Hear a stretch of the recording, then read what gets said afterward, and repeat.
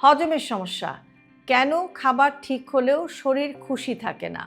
সব খাবার ঠিকঠাক, তবু পেট ভীষণ ভারী, অজানা গ্যাস, খারাপ হজম, এই অনুভূতিটা কারো না কারো হয়।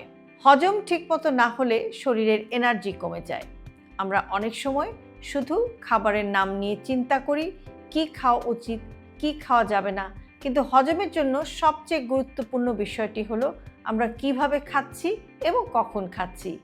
দ্রুত খাওয়া, মোবাইল বা টিভি দেখতে দেখতে খাওয়া, খুব লেট ডিনার বা অনেক রাত করে রাতের খাবার বা ডিনারটা খাওয়া, এসব অভ্যাস শরীরের ডাইজেশন প্রক্রিয়াকে ধীর করে দেয়। হজম ঠিক থাকলে খাবার থেকে এনার্জি আসে আর মনও কিন্তু শান্ত থাকে। পানি খাওয়ার নিয়ম, হালকা হাঁটাহাঁটি, ফাইবার বা আঁশ সমৃদ্ধ খাবার, এসব ছোট ছোট পরিবর্তনও পার্থক্য তৈরি করে। শরীরের সংকেত শুনলেই হজমের সমস্যা অনেকাংশেই কমানো সম্ভব। আপনার পছন্দের হজম বান্ধব খাবার কোনটি? কমেন্ট করুন আর পেজটি ফলো করুন এরকম আরও হেলদি লাইফস্টাইলের নানাবিধ টিপস পেতে।